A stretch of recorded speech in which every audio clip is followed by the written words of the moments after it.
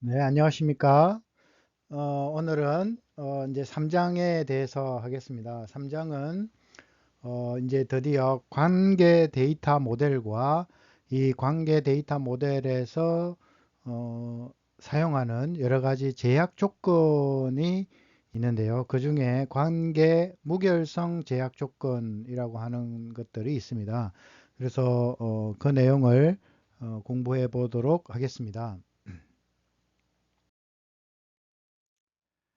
2장에서 배웠다시피 이제 논리적 데이터 모델의 이 여러 개 중에서 가장 널리 쓰이는 것이 우리가 공부하려고 하는 관계형 데이터베이스라고 할 수가 있습니다. 그래서 그 관계형 데이터베이스는 무엇인지, 그리고 관계형 데이터베이스에서 정의해야 되는 구성 요소가 릴레이션이 있고 튜플이 있고 속성이 있고 도메인이 있는데요. 그 용어를 설명 드리겠습니다. 그리고 우리가 이 관계형 데이터베이스라고 하는 것 자체가 이 관계, 즉 릴레이션이라고 하는 것이 가장 중요한데, 이 릴레이션이 가지는 특징이 있습니다. 그래서 그 특징을 또 공부하도록 하겠습니다. 이 릴레이션의 중요한 속성이 뭐냐면 키라고 하는 것이 있습니다. 키. 그래서 그 키의 종류가 후보 키도 있고요. 그 다음에 우리가 가장 널리 쓰이는 기본 키가 있는데, 이 기본 키가 무엇인지 배우고요. 대체키나 슈퍼키도 있고, 그 다음에 또 제일 중요한 외래 키라고 하는 것이 있습니다. 그래서 이 관계형 데이터 모델의 가장 중요한 어, 개념인 기본 키와 외래 키를 공부하는 것이 이 3장의 내용이라고 할 수가 있겠습니다. 사실 어떻게 보면 이 3장이 이론적으로는 가장 중요한 내용이라고 할 수도 있겠네요. 이러한 많은 관계형 데이터베이스, 관계형 모델의 에, 어떤 기본적인 내용들을 배우는 것이니까요. 그 다음에 개체 무결성과 참조 무결성이라고 하는 두 가지가 있습니다. 우리가 정의한 데이터베이스가 오류 없는 데이터만 이제 보관을 할 수 있도록 여러 가지 즉 결점이 없다는 얘기죠. 그거를 위해서 첫 번째가 개체 무결성이라는 것과 두 번째가 참조 무결성이라는 것을 정의할 수 있게 되는데요. 그것이 어떤 개념인지 알아보는 시간이 되겠습니다. 그래서 관계형 데이터베이스에 대해서 먼저 설명을 드리고요. 그것에서 사용하는 여러 가지 용어들, 새로운 용어들이 설명이 될 겁니다. 그 다음에 이 릴레이션, 관계라고 하는 것에 특징이 있습니다. 특징. 그 특징이 지금 변동성, 뭐 특징만 본다면 한 네 가지 정도가 있네요. 네, 그것을 하나하나 살펴보도록 하겠습니다. 그 다음에 이 릴레이션에서 여러 속성들이 있는데, 그 속성들 중에 가장 중요한 속성을 키라고 얘기를 하고요. 이 키도 여러 가지 종류가 있습니다. 그래서 슈퍼키, 후보키, 그 다음에 기본키, 대체키, 외래키, 이 중에서 후보키, 기본키, 외래키가 가장 중요한 속성이라고 할 수가 있겠습니다. 그 다음에 무결성 제약 조건의 개체 무결성과 참조 무결성 두 가지를 배우게 되겠습니다. 그래서 관계형 데이터베이스의 구조에 대해서 먼저 한번 살펴보면, 제일 먼저 나오는 게 릴레이션입니다. 그래서 이 릴레이션이라는 거는 우리가 일상생활에서 쓰는 걸로 보면 테이블이라고 얘기할 수 있습니다. 테이블. 그래서 가로가 있고 세로가 있는 그런 형태의 테이블이라고 할 수가 있겠습니다. 그래서 관계형 데이터베이스라고 하면 현재 가장 많이 사용하고 있는 데이터베이스가 되겠습니다.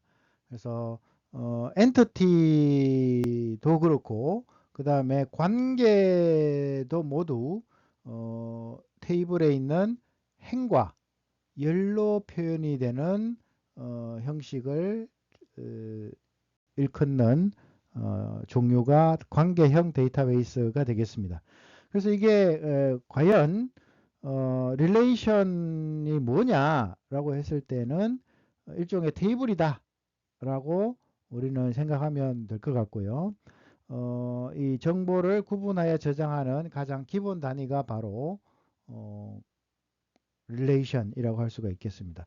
앞에 우리 2장에서 배웠듯이 만약에 객체를 부서라고 만약에 했으면 부서 릴레이션이 되는 겁니다. 만약에 사원이라고 객체가 만약에 정의가 되어야 된다면 사원 릴레이션이 되겠습니다. 그래서 서로 간에 이렇게 매핑 1대1로 이렇게 전환이 되는 대응이 되는 그런 구조가 되어져 있습니다. 그래서 이게 만약에 객체가 하나이면은 문제가 없는데 이 데이터베이스를 구성하기 위해서는 객체가 여러 개 필요하게 됩니다. 그래서 릴레이션들이 여러 개 존재해서 릴레이션과 릴레이션의 관계도 존재하게 되고요.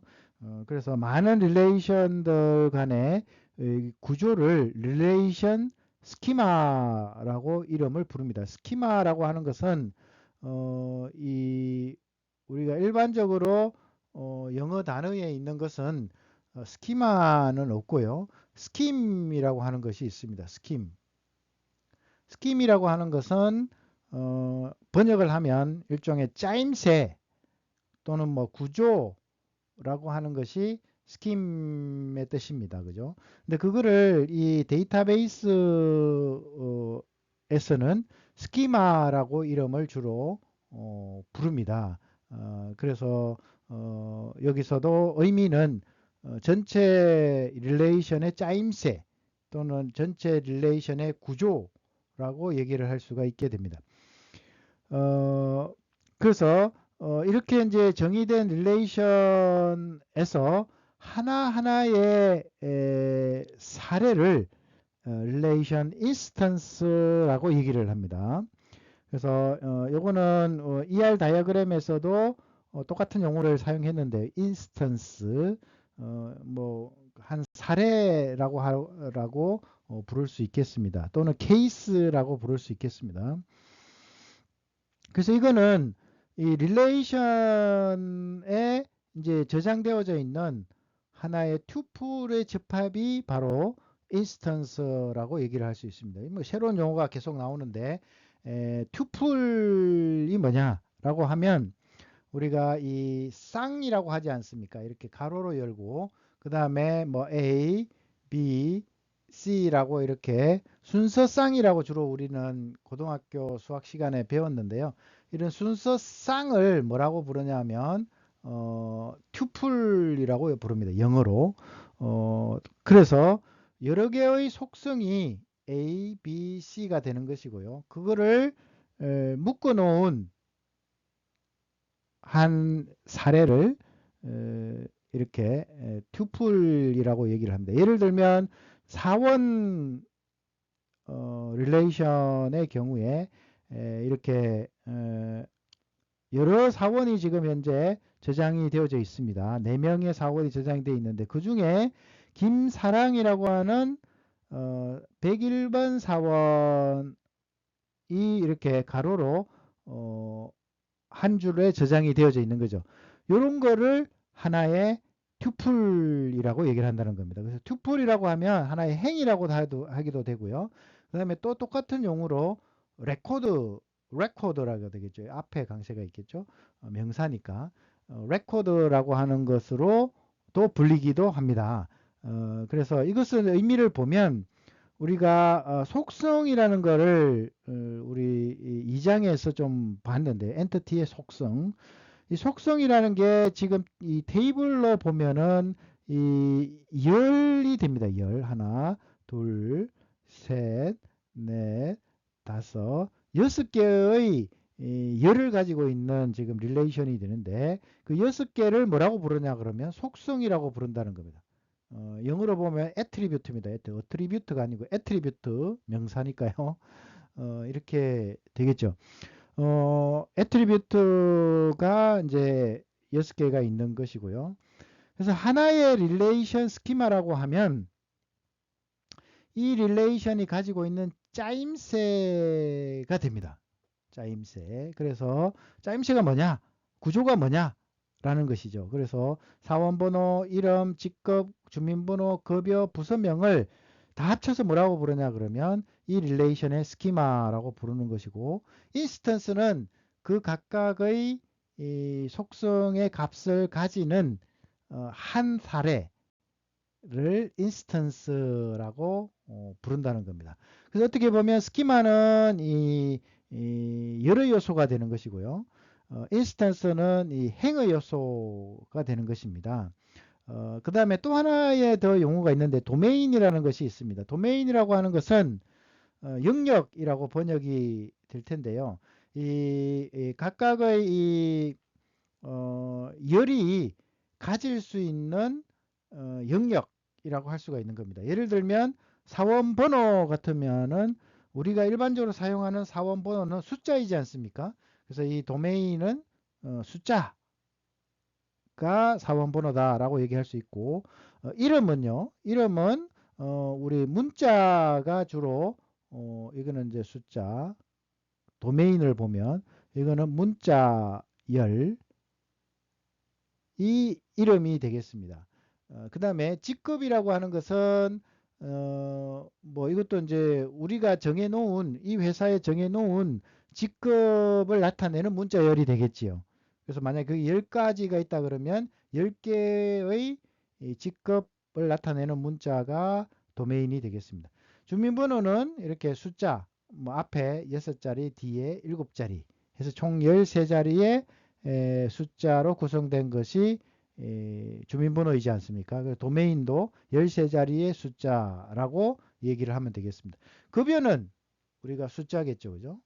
부서명은 또 부서를 이름을 갖고 있는 문자열 집합이 도메인이 되겠습니다. 그래서 도메인이라고 하는 것은 각 열이 가질 수 있는 전체 집합을 도메인이라고 얘기를 하게 되겠습니다.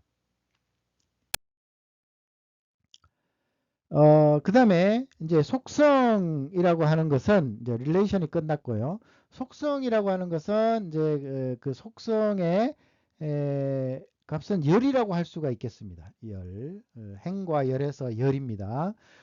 그래서 구체적인 어떤 정보 항목, 특징을 나타내는 특성을 기술로 하는 것이 속성이 되겠습니다. 그래서 속성은 attribute 또는 열 또는 field라고 부르기도 합니다.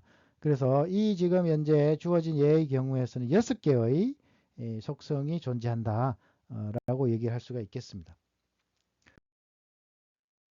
튜플이라고 하는 것은 행의 요소가 되겠습니다. 그래서 행은 가로로 지금 현재 보는 것이 되겠죠. 그래서 속성의 모임으로 즉 튜플로 구성이 되어져 있는 것이고 순서상으로 구성이 되어 있는 것이고 각각의 행에 해당이 됩니다. 그래서 다른 용어로는 record라고 하는 것이 같은 의미를 가지는 용어가 되겠습니다. 그래서 사원은 relation이고 사원번호 101번, 이름 김사랑, 직급 사원, 급여 250, 부서명 인사부를 구성하는 하나의 튜플이 되는 거죠. 튜플이죠. 그죠? 하나의 인스턴스가 되겠습니다. 그 다음에 이 투플의 수를 뭐라고 부르냐 그러면 카디널리티라고 부릅니다. 그래 카드라고 하는 것은 우리 심장을 나타내는 접두어인데요. 그러다 보니까 이 사람을 세는 단위가 카디라는 말이 많이 들어갑니다. 그래서 여기도 마찬가지로 숫자를 세는 거죠. 그래서 카디널리티라고 하면 이제 투플의 경우에는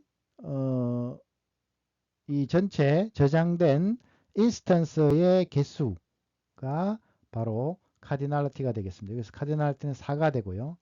아퍼의 경우에 이 행의 개수를 차수라고 얘기를 합니다. 디그리라고 얘기를 했습니다. 그래서 도메인이라고 하는 것은 이 속성이 가질 수 있는 전체 집합이라고 얘기를 할 수가 있겠습니다. 그래서 이름에 나타나 있는 집합, 요거는 인티저, 사원번호는 여기 이름은 이제 여기 문자열을 나타내는 var variable character, 그 다음에 그 사이즈까지도 있네요. 그 다음에 급여 같은 경우에도 인티저, 이렇게 정할 수 있는 속성의 전체 집합을 도메인이라고 얘기를 합니다. 도메인. 뭐 크게 중요한 건 아닌데 그래도 도메인에 맞아야 된다. 다 같은 이게 특징이 뭐냐면 이 속성들은 같은 도메인이어야 된다라는 겁니다. 그죠? 그래서 급여에 들어가져 있으면 전부 다 숫자로 이루어져야 된다라는 얘기입니다.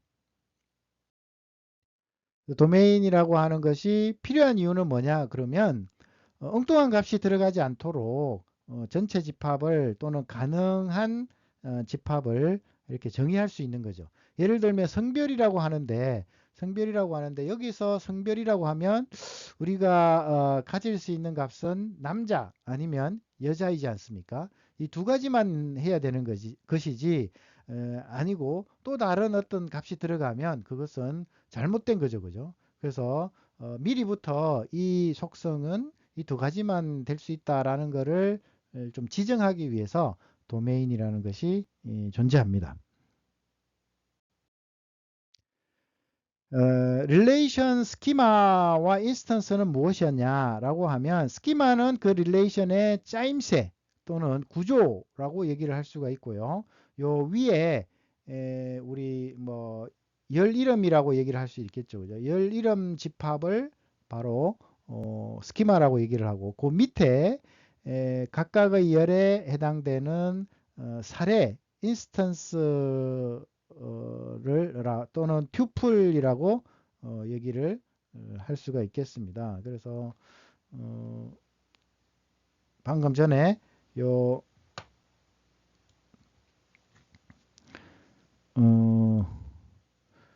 튜플이라고 얘기를 할 수가 있겠고요. 이 튜플의 개수를 카디널리티라고 얘기를 해서 4개가 있었습니다. 그죠?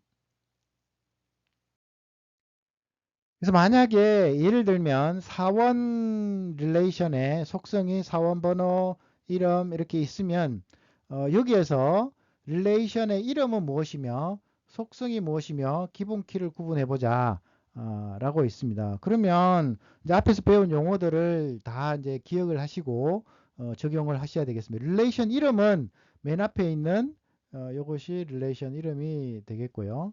기본 키는요, 여러 가지 지금 속성이 있는데 그 중에서 유일하게 식별할 수 있는 속성이 사원 번호가 되겠습니다. 그죠? 그 사원 번호는 여기다가 밑줄을 이렇게 그어 놓으면 이게 기본 키다라는 의미를 나타냅니다. 그래서 여기서도 사원 번호가 기본 키가 되겠고요. 속성은요. 속성은 이 기본 키를 포함해서 하나, 둘, 셋, 넷, 다섯, 6개, 6개 모두가 다 속성이라고 얘기를 할 수가 있겠습니다. 여기다 모두 다 적어야 됩니다. 그래서 사원번호, 이름, 직급, 주민번호 이렇게 쭉쭉 6개를 다 적는 게 바로 속성이라고 할 수가 있겠습니다. 그래서 방금 우리가 본 대로 이것이 답일 거고요. 하나, 둘, 셋, 넷, 다섯. 이게 좀 잘못된 것 같은데 사원 번호도 여기 속성에 포함이 되어야 됩니다.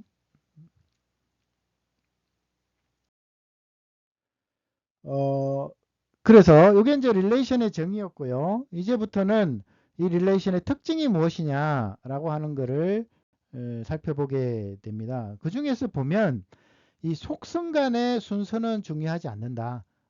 라는 특징이 이제 보입니다. 그래서 속성 간의 순서라고 하는 것은 무슨 얘기냐 그러면 만약에 부서라는 릴레이션이 있다면 위치, 부서명, 부서번호 요거랑 부서번호, 부서명, 위치랑 똑같은 의미를 가진다는 겁니다. 그래서 속성이 순서가 어디에 위치하느냐가 아니고 이름에 의해서 속성 이름에 의해서 참조되기 때문에 속성 간의 순서는 별로 중요하지 않는다.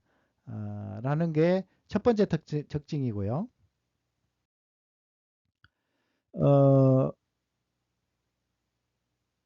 그 다음에 또 이 릴레이션의 특징 두 번째가 뭐냐면 이 한 릴레이션에 포함된 튜플들은 모두 달라야 되는 거죠. 모두 달라야 되는 겁니다. 다른 말로 하면 같은 중복된 게 없어야 됩니다. 중복이 없어야 됩니다. 그죠? 동일한 값을 갖지 않는 것이 바로 이 릴레이션의 특징이라고 할 수가 있겠습니다. 그래서 그 말은 무슨 말이냐 그러면 적어도 하나의 속성은 이 전체의 투표를 식별하는 구분하는 하나의 속성이 한 개 이상은 존재한다라는 얘기입니다. 그죠? 그래서 그것이 릴레이션의 특징 중에 하나입니다. 그 중에 키라고 하는 것이 바로 이러한 식별자의 역할을 하게 됩니다. 그래서 부서 테이블의 부서 번호나 사원 테이블의 사원 번호는 또는 주민번호가 바로 이러한 식별하는 키에 해당이 되겠습니다. 그래서 어쨌든 만약에 중복된 값이 또 동일한 만약에 튜플 또는 동일한 인스턴스가 존재하면 그것은 더 이상 데이터베이스라고 할 수가 없습니다. 그래서 이 대저 릴레이션이라고 하면 일반적으로 릴레이션이라고 하면 모두 다른 튜플이 저장되어져 있는 것을 중복이 없이 의미하는 것이라고 할 수가 있겠습니다. 그 다음에 아까 이 행은 중요하지 않다고 그랬는데 순서가 튜플의 순서도 중요하지 않습니다. 튜플의 순서도 중요하지 않습니다. 중요하지 않다는 말은 똑같다는 얘기입니다. 그래서 순서가 틀려도 똑같은 데이터베이스 똑같은 릴레이션이다 라고 번역을 의미를 해석할 수 있다라는 것이 이 특징의 의미가 되겠습니다. 예를 들면 부서에서 이러한 보시면 10번 왼쪽에 거가 10번, 20번, 30번, 40번인데 오른쪽 거가 40번, 30번, 20번, 10번은 서로 동일한 릴레이션이라고 할 수가 있고요. 아까도 보았지만 이 부서명이나 부서번호 위치가 이 행의 위치가 이렇게 뒤죽박죽 되어도 상관없습니다. 중요하지 않습니다. 그래서 지금 현재 이걸 이제 보시면 이 릴레이션이라고 하는 것은 이 집합의 개념과 상당히 유사합니다. 이 집합이라고 하면 이 A라는 집합, B라는 집합이 있으면 A, B, C가 원소가 있다고 한다면 뭐 C, B, A가 있어도 이게 똑같지 않습니까? 집합으로 보면. 그럼 여기에 A가 하나 더 있어도 똑같습니다. 왜냐하면 중복을 허락하지 않거든요. 집합은. 그러니까 이 집합의 성질과 상당히 유사한 것이 이 릴레이션이 되겠습니다. 그거를 유념해 두시기를 바랍니다. 그래서 이 투폴의 순서는 무의미하다라는 것이 특징 중에 하나입니다. 중요한 특징 중에 하나입니다. 그 다음에 이 릴레이션은 특히 한번 저장이 되면 영원히 변하는 것이 아니라 삽입도 되고요. 삭제도 일어나는 그러한 특징이 됩니다. 그래서 시간에 따라서 변화하는 것이 바로 릴레이션의 특징이라고 할 수가 있겠습니다. 그래서 이거를 뭐라고 그러냐 그러면 이제 이러한 특징을 다이나믹이라고 얘기를 합니다. 그래서 이 데이터베이스 또는 릴레이션은 다이나믹 특징을 갖고 있는 겁니다. 그죠? 시간에 따라서 변화되는 특징을 갖고 있습니다. 변화가 되어도 상관이 없는 거죠. 그죠? 그 다음에 이 속성은 또 어떤 것이냐면 속성은 항상 명칭이 있어야 되고요. 그 명칭이 유일해야 됩니다.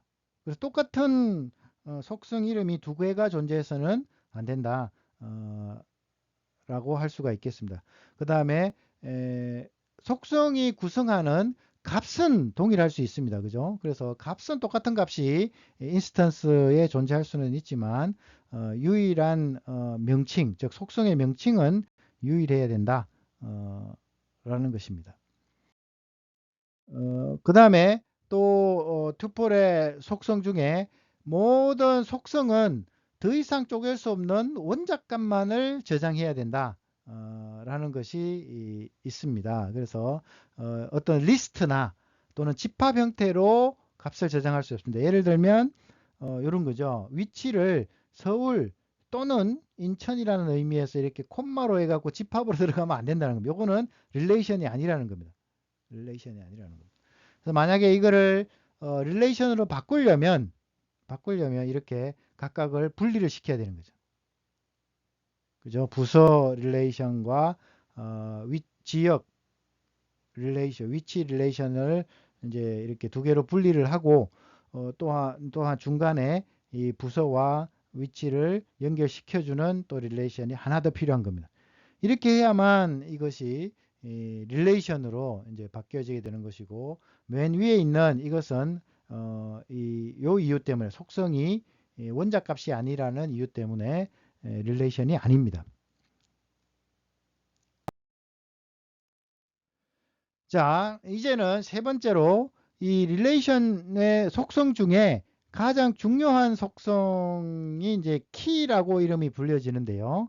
이 키라고 하는 것은 아까 릴레이션의 특징 중에 한 릴레이션에 포함된 모든 튜플들은 모두 달라야 된다. 즉, 뭐, 이 말은 유니크 해야 된다라는 얘기인데요. 유니크니스가 있어야 되는 거죠.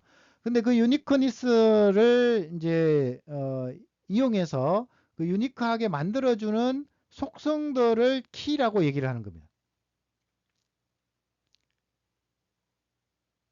그죠? 그래서 아까 여기 뭐 이렇게 사원이 여러 개가 있지만 이 사원이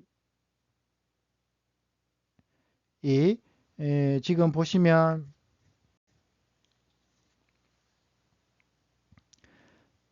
만약에 이름을 가지고 한다면 사원에서요.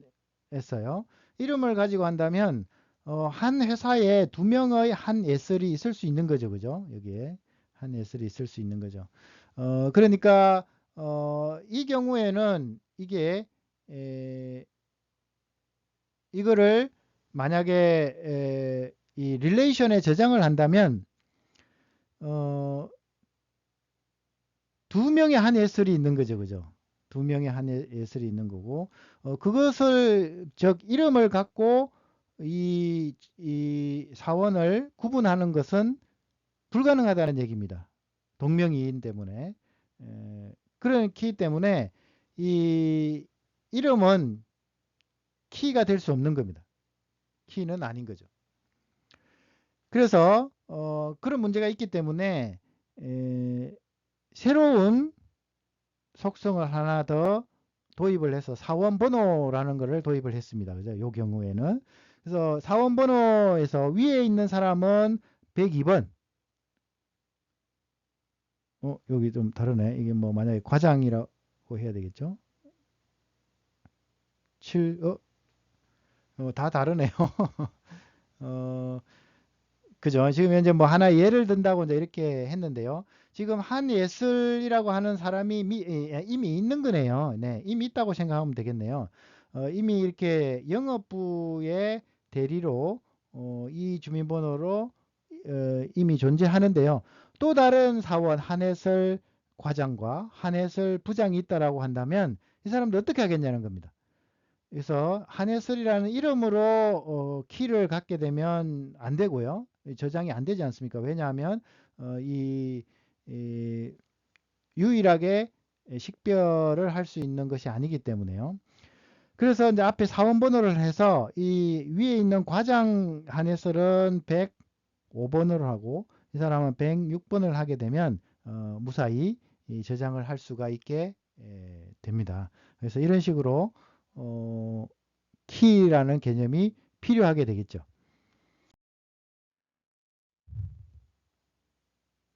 그래서 이렇게 이제 데이터가 중복이 허락이 안 되는 거죠. 그죠? 중복이 안 되게 릴레이션을 만들어야 되겠습니다. 그래서 중복이 안 되게 만들려면 이러한 키라고 하는 것이 존재해야 되고요.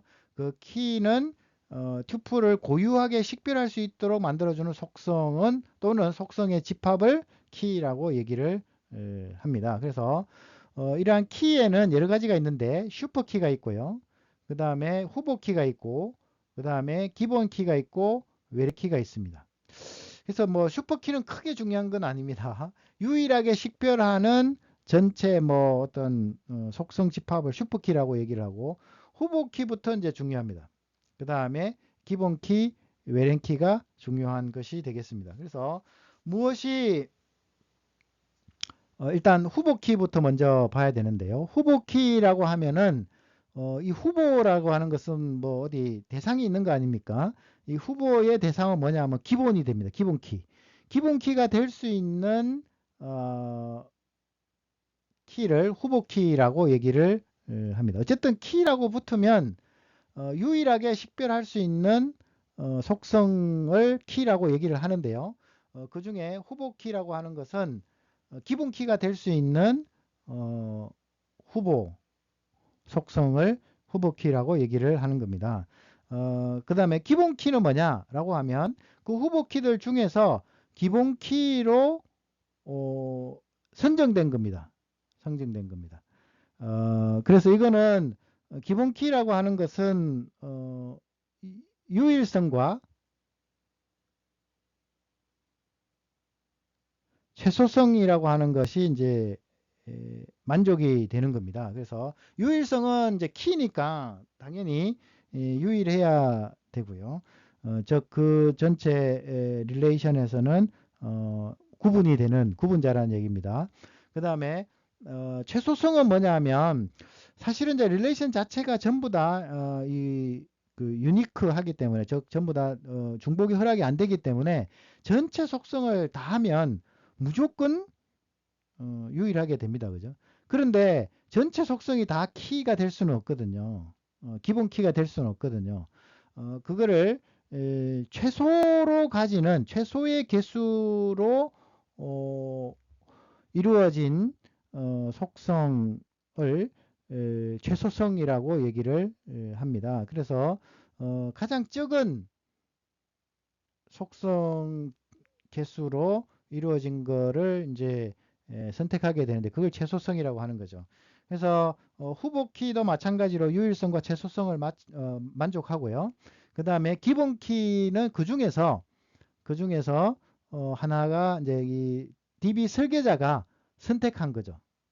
DB 설계자가 이거를 기본키로 하자라고 선택한 거가 바로 기본키가 됩니다. 그래서 여기서 지금 보시면 사원 번호도 이제 기본 키가 될 수 있고요. 주민번호도 기본 키가 되겠죠, 그죠? 유일하니까요.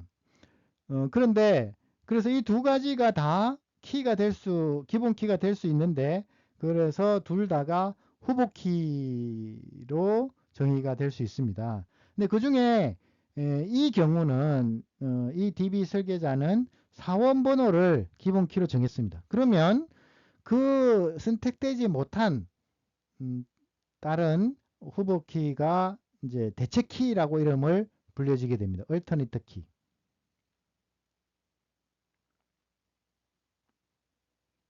그래서 기본 키와 대체 키를 둘 다 포함하는 개념이 후보키라고 얘기를 할 수가 있습니다. 그 다음에 이제 중요한 또 키가 외래키라는 것이 있는데요. 이것은 두 테이블이 있어야만 정의가 됩니다. 하나만 있으면 외래키가 있을 수가 없습니다. 외래키라고 하는 것은 무엇이냐 그러면 지금 현재 부서 번호와 같이 원래 다른 릴레이션의 기본 키인데 그것이 다른 릴레이션에 포함이 되어져 있는 경우에 이 다른 릴레이션에 포함이 되어져 있는 그를 외래키라고 부르는 겁니다. 그러면 이 외래키의 의미가 무엇이냐 그러면 원래 기본 키에 있는 것이 원래 정식 정보라고 할 수가 있겠죠. 이 정보를 이 다른 테이블, 이게 A 테이블, 이게 이제 사원 테이블에서 이 부서 정보를 참조하는 거죠. 참조. 그래서 참조라는 용어를 쓰는데 영어로는 refer라고 얘기를 합니다. 그래서 참조하는 경우가 되겠습니다. 그래서 김사랑이라는 사람이 10번 부서에 소속되어 있다라는 걸 나타내는데 그럼 10번 부서는 뭐냐? 라고 하는 정보를 이 부서 릴레이션에 가서 봐야 되는 거죠. 그래서 그 부서 릴레이션의 기본 키가 10번으로 되어져 있으니까 10번에 가보면 경리부고 서울에 위치하는 것이다 라고 알 수가 있는 겁니다. 이런 식으로 다른 릴레이션의 기본 키를 참조하는 키를 외래키라고 얘기를 부르는 겁니다. 그래서 외래라고 하면 영어로 하면 foreign이죠. foreign. foreign key라고 얘기를 합니다.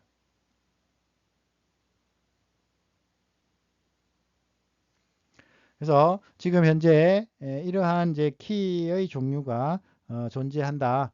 그리고 의미가 무엇인지를 잘 알아두셔야 되겠습니다. 그래서 이제 하나하나 다시 여기서 명확하게 정의를 하면 슈퍼키라고 하는 것이 있는데요. 슈퍼키라고 하는 것은 유일하게 식별하기 위해서 사용되는 속성들의 집합을 슈퍼키라고 얘기를 하고요. 크게 의미가 없습니다. 이거는 그냥 유일성만 이제 만족이 되는 것이고 최소성은 만족이 안 되는 겁니다. 그 다음에 후보키라고 하는 것은 기본키가 정의가 돼야 되는데요. 기본 키라고 하는 것은 프라이머리 키라고 PK라고 페널티 킥은 아니고요. 프라이머리 키라고 얘기를 하는 것입니다. 기준으로 사용되는 키가 기본 키이고요. 아니죠. 후보 키부터 먼저 정의가 돼야 되네요.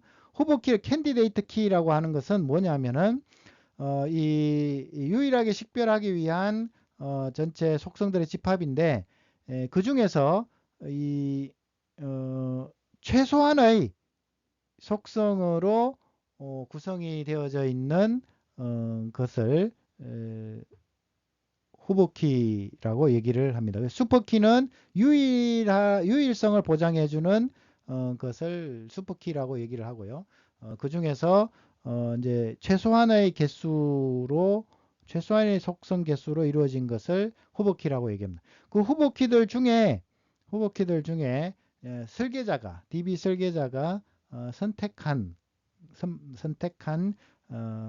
그것을 기본 키라고 얘기를 하고 그 선택되지 못한 것은 아까 봤지만 대체 키라고 하지 않았습니까? 네, 그래서 중요한 건 기본 키가 중요하고요. 그래서 후보 키 중에서 이렇게 특정 튜플을 유일하게 구별할 수 있는 속성, 구분자가 되는 것이고요. 그 다음에 아까 말했지만 최소성도 만족하고 있습니다. 당연히 늘 값을 가질 수 없고요. 그 다음 기본 컬이 정해진 속성에는 동일한 값이 중복되어 유일성이 있는 겁니다. 유일성과 최소성을 만족시키는 키를 기본 키라고 얘기를 합니다. 대체 키는 아까 후보 키 중에서 기본 키로 선택되지 못한 키라고 얘기를 합니다. 그래서 여기 이제 이 키들 간의 관계를 벤 다이어그램으로 그려보면 가장 넓은 의미가 슈퍼키고요. 이제 키라고 하는 거에 의미를 만족시켜주는 것이 슈퍼키고요. 그 중에 부분집합이 후보키고 유일성과 여기는 이제 유일성만 이제 되는 거고요. 요 유일성도 만족시키면서 최소성까지 만족되는 것이 후보키고요. 대체키나 기본키는 이제 기본키는 선택이 된 거고요. 선택이 된 거고 여기는 선택이 안 된 거가 대체키가 되겠습니다.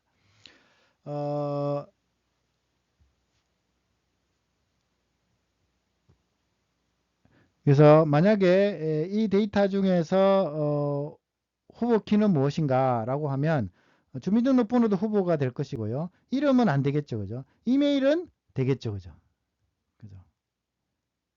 주민등록번호, 이름, 이메일 주소 중에 후보키는 뭔가? 후보키는 유일하게 식별하는 유일성과 그 다음에 이 지금 하나가 유일성을 만족할 수 있지 않습니까? 주민등록번호 같으면 그러면 하나가 최소 값이 됩니다. 그래서 하나의 속성으로서 최소성을 만족시켜 주는 것이 무엇이 있을까 보면 주민등록번호도 그렇고 이메일 주소도 유일하지 않습니까? 네. 그러니까 두 개가 후보키가 될 수가 있겠습니다.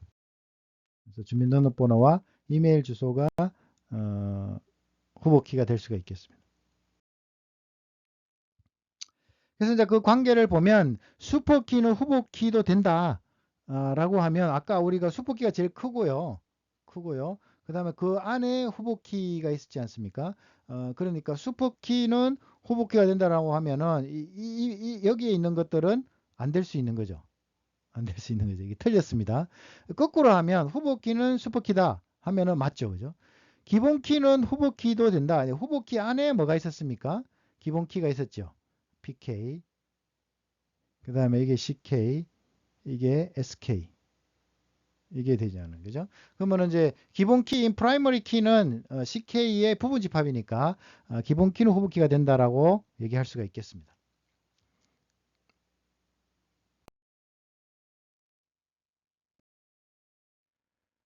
그 다음에는 이제 하나가 아니고 두 개의 이 속성이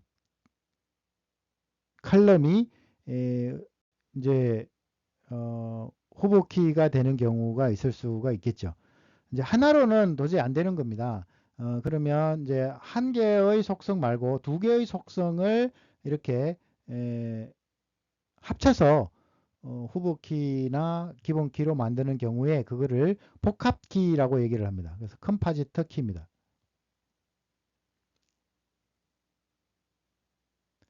컴파지터 키라고 부를 수가 있겠습니다. 그래서 요 지금 현재 사원이 속한 클럽 릴레이션이라고 한다면 이 사원이 여러 개의 이 클럽을 가입할 수가 있으니까 101번이 혼자서는 유일할 수가 없는 거죠. 그다음에 영어 회화반도 여러 사람들이 이렇게 있을 수가 있으니까 이것도 혼자서는 유일할 수가 없습니다. 그 다음에 사원 이름도 김사랑이 있고요. 이러니까 이것도 유일할 수가 없습니다. 그러니까 이제는 한 개로서는 안 되니까 두 개의 속성을 합쳐서 기본키가 되는지를 조사를 해야 되겠습니다. 그러니까 EMP 넘버와 이렇게 이제 순서쌍을 써야 되겠죠. 그죠? EMP 넘버와 그 다음에 CNAME이라고 하는 것이 이렇게 순서상으로 해서 이것이 바로 기본키 또는 후보키가 된다라고 얘기를 해야 됩니다. 그럴 경우에 두 개 이상의 칼럼이 후보키가 될 때 그거를 복합키라고 얘기를 합니다. 그 다음에 여태 것은 이제 하나의 속성에 대해서 이제 정의가 되는 것이고요. 이제는 외래키라고 하는 것이 있습니다. 이게 두 개의 테이블이 이렇게 있는 겁니다. 두 개의 테이블이 있어서 이 두 개의 테이블 중에 하나의 테이블에 PK가 있고요. 그 다음에 이 테이블에도 PK가 있겠죠. 그죠? PK1, PK2가 있겠죠. 그럴 경우에 이 PK2의 참조하는 foreign key가 여기에 존재할 수 있는 겁니다. 그래서 이 참조하는 것은 뭐를 참조하냐면 이 다른 테이블의 primary key를 참조하는 것이죠. 그래서 상호 관련이 있는 테이블들 사이에 데이터 서로 연결시켜주는 거를 외래키라고 얘기를 합니다. 그래서 이 외래키가 우리 이 관계 데이터 모델에서 이 둘 테이블 간의 관계를 맺어주는 방법이 이 외래키를 이용해서 맺어주게 됩니다. 그래서 이제 이게 이렇게 되면 여러 가지 이제 어떤 특징들을 또 살펴볼 수가 있게 되는데요. 여기 만약에 외래키가 왜 필요하냐라고 하는 거를 보기 위해서 이런 질문들이 있을 수 있습니다. 만약에 부서 릴레이션의 첫 번째 튜플이 삭제된다면 어떻게 될까라는 겁니다. 그래서 부서 사원이 있고 이게 사원 이 부서가 있는데 예를 들어 이 사원이 한 사원이 만약에 부서가 어디라고 이제 해놨는데 10번 부서라고 해놨는데 이 10번이라고 하는 이 부서가 없어지면 어떻게 됩니까? 그러면 여기서 10번이라고 하는 이 정보가 어떻게 돼요? 이 정보가 틀린 정보가 되는 거죠. 즉 무결성이 깨지는 거죠. 그래서 이제 그거를 방지하려면 어떻게 해야 되냐면 자기를 참조하고 있는 어떤 외래키가 있으면 그게 값이 있으면 그것은 지울 수가 없는 거죠. 지우면 안 되는 거죠. 또는 변경하면 이건 이제 삭제입니다. 삭제가 안 되는 거고요. 그 다음에 만약에 20번 부서에서 50번 부서로 변경하면 어떻게 됩니까? 그러면 자기를 참조하고 있는 걸 봐야 됩니다. 그죠? 참조하고 있는 값이 20번이 있으면 그 값도 뭘로 바꿔줘야 돼? 20번으로 바꿔줘야 돼. 수정이 안 되는 겁니다. 수정을 이제 못하게 하는 거죠. 그 다음에 사원 릴레이션에 부서번호 60인 사원이 삽입된다면 어떻게 됩니까? 삽입이 될 때 여기 60번이 새로 들어왔어. 아 근데 60번이 여기에 존재해야 돼요? 안 해야 돼요? 그렇죠. 존재해야 되죠. 존재하지 않는데 60번을 삽입시키면 이것은 오류가 생기는 거죠. 삽입도 안 돼야 돼. 그래서 지금 현재 이러한 삭제할 때, 수정할 때, 삽입할 때 각각들이 이제 이 체크를 해야 되는 거죠. 그걸 뭐라 그러냐 그러면 참조 무결성이라고 얘기를 합니다. 참조 무결성. 이 참조 무결성을 참조하는 거에 대해서 이 결점이 없는지를 체크하는 거죠. 그죠? 그래서 그 체크를 하기 위해서는 이렇게 두 릴레이션 간에 외래키로 연결을 시켜줘야 됩니다. 그 역할이 외래키의 역할이라고 할 수가 있겠습니다. 그래서 참조 무결성은 외래키를 이용해서 이루어질 수가 있는 겁니다. 그죠? 방금과 같은 경우가 60번이 들어오려고 하면 안 되고요. 그 다음에 20번, 50번으로 바꾸면 안 되고요. 그 다음에 새로 이게 삭제도 안 되는 거죠. 그죠? 이러한 같이 불일치가 발생합니다. 이거를 이제 참조 무결성이 깨진 겁니다. 그죠? 그래서 그 무결성을 지켜주기 위해서 필요한 것이 우리가 얘기한 참조라는 이 개념이 필요한 것이고 참조 무결성을 이렇게 지켜줘야 되는 겁니다.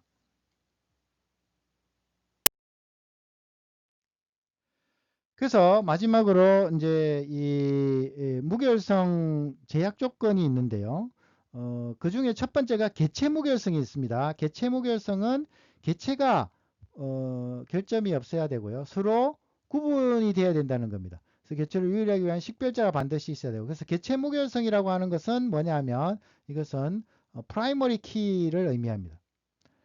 우리가 프라이머리 키가 정의가 되어져 있으면 반드시 개체 무결성이 달성이 됩니다. 그죠? 그게 개체 무결성이고요. 그 다음에 개체 무결성은 그래서 예를 들면 지금 현재 디파트먼트라고 하는 릴레이션에서 10번, 20번, 40번까지 있었다. 라고 하는데 또 다른 만약에 시도로 10번을 넣으려고 해요. 테스트로.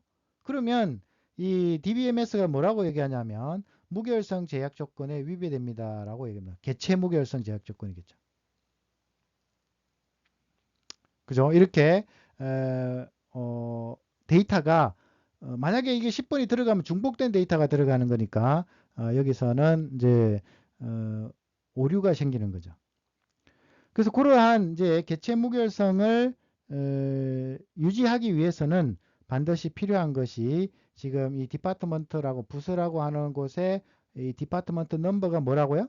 프라이머리 키여야 된다는 거예요. 프라이머리 키를 정의만 해 놓으면 이렇게 그걸 자동으로 체크해서 무결성을 유지시켜 준다라는 게 개체 무결성이 되겠습니다.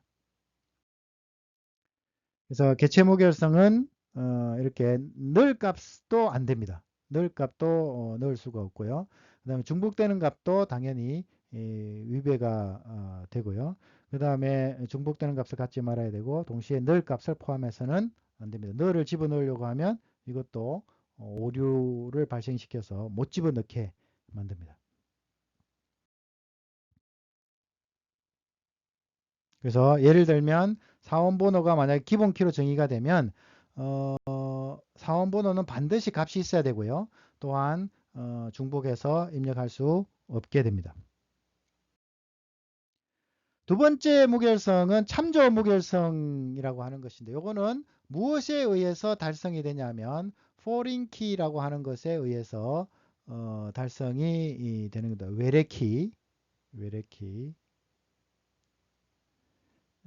그래서 참조 무결성은 릴레이션 간에 적용되는 제약 조건이고요. 즉 두 개의 테이블이 있어야 돼, 두 개의 릴레이션이 있어야 된다는 얘기입니다.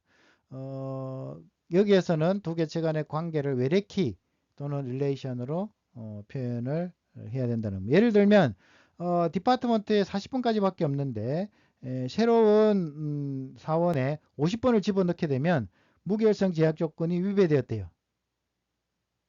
그죠? 그러니까 외래키에 이걸 이렇게 이제 만약에 하려면 이 사원의 디파트먼트 넘버를 뭘로 지정을 해야 되냐면 포린 키로 지정을 해야만 된다는 겁니다. 그래 놓으면 이렇게 무결성 제약 조건을 위배하는 데이터가 입력이 되려고 할 때 그것을 오류로서 막는 역할을 하게 됩니다. 그러면 무결성이 이제 지켜지겠죠. 그 무결성을 참조 무결성이라고 부른다는 겁니다.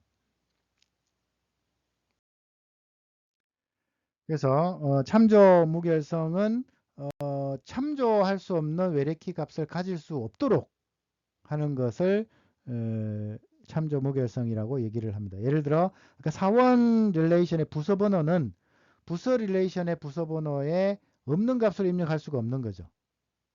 그죠? 그 다음에 부서 번호 속성에 어떤 값을 지우려고 할 때도 안 되게 맞고요. 또 수정을 할 때도 그 수정을 쉽게 할 수 없도록 막는 것이죠.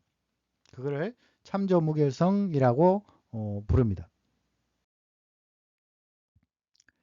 그래서 참조 무결성은 아까 세 가지 케이스가 있었는데 불일치가 발생하는 상황이 될 때 DBMS를 못하게 하거나 아니면 캐스케이드 연쇄 작업을 할 수 있는 겁니다. 캐스케이드 또는 늘 값으로 대체하는 조치를 취할 수가 있게 됩니다.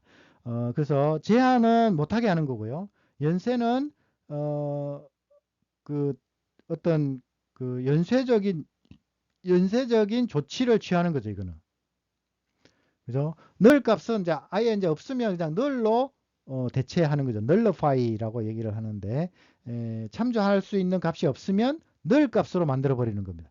그러면 무결성은 유지는 되거든요. 그래서 이게 첫 번째 조치, 두 번째 조치, 세 번째 조치가 이제 있는데요. 그거를 예를 들면 이제 부서 테이블의 첫 번째 투표를 삭제하려고 하는 케이스가 아까 질문이 있었지 않습니까? 그 경우에는 만약에 여러 가지 이제 조치를 취할 수가 있는데요. 만약에 튜플의 부서의 값을 가지는 사원 테이블이 있다. 사원 테이블에 가지고 있는 투뿔이 있다라고 하면 삭제 연산을 거절하는 겁니다. 1번 조치를 취한 것이고요. 그렇게 할 수도 있고요. 두 번째는 삭제된 부서번호 값을 갖고 있는 모든 사원들도 같이 삭제를 하는 겁니다. 그걸 뭐라고 부르냐면 캐스케이드라고 부릅니다. 두 번째 조치를 취할 수도 있습니다. 그죠? 예를 들어 이제 한 회사에서 구조조정이 일어나서 부서를 없애버렸어.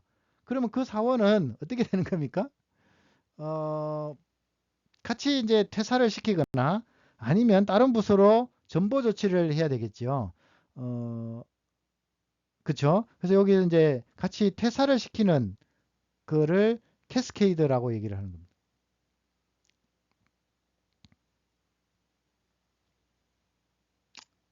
그죠? 그 다음에 이제 아예 이제 그 부서가 없는 뭐 고공단 같은 거죠. 그죠? 고위공무원단 같은 거죠. 부서가 없는 어떤 사원으로 만들어 버리는 겁니다. 그것이 nullify, 늘 값으로 대체라는 방법이 되겠습니다. 그래서 어떤 방법이든지 첫 번째, 두 번째, 세 번째 방법 중에 하나를 해야만 무결성이 유지가 되는 거죠. 무결성이 유지가 됩니다. 그래서 이렇게 한 무결성을 유지를 시키려면 반드시 여기 참조 무결성을 유지를 시키려면 반드시 뭐를 써야 되냐 하면 foreign key를 정의해 놓아야 됩니다. 그죠? 그렇게 정의를 해놔야 참조 무결성이 자동으로 유지가 된다라는 걸 알 수가 있고요. 네, 여기까지네요. 네. 그래서 이제 어떤 그 어떻게 그걸 정의하느냐 하는 거는 이제 그 다음 또 다음 시간에 우리가 SQL 문이나 이런 거를 가지고 foreign key를 정의하고 하는 거를 이제 해볼 겁니다. 그런데 오늘은 이제 이 foreign key가 뭐냐? 그 foreign key를 이용해서 참조 무결성을 우리는 달성할 수 있다라는 거를 이제 보게 된 겁니다. 자, 오늘 이제 배운 내용을 한번 정리를 해보면 테이블들, 이 뭐 테이블이라고 바로 썼는데 우리는 앞에서는 릴레이션이라고 이제 정의를 했습니다. 릴레이션들은 표의 형태로 정의된 것으로 구조를 나타내는 릴레이션 스키마와 실제 값들의 집합인 릴레이션 인스턴스로 구성이 됩니다. 그래서 요 지금 현재 그림을 잘 기억을 해 두시기 바랍니다. 요 위에 있는 이 열의 이름을 릴레이션 스키마라고 그러고요. 그 다음에 그 밑에 저장되어져 있는 각각의 이 사례를 인스턴스라고 얘기를 하고 튜플, 행, 레코더와 똑같은 말입니다. 이 속성 위에 칼럼을 속성, 열이 칼럼이죠. 또는 필드라고 얘기를 하는 것이고 도메인이라는 개념도 있었습니다. 그래서 투플, 속성, 도메인, 차수는 뭐였죠? 차수는 속성의 개수를 차수라고 얘기를 했고요.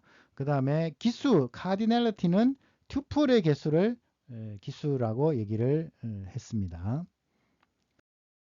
그다음 키를 또 배웠는데요. 중요한 게 후보키, 그 다음에 기본키, 그 다음에 포린키가 중요합니다. 그래서 후보키는 이제 유일성과 최소성을 만족시키는 것이고요. 그 중에서 선택된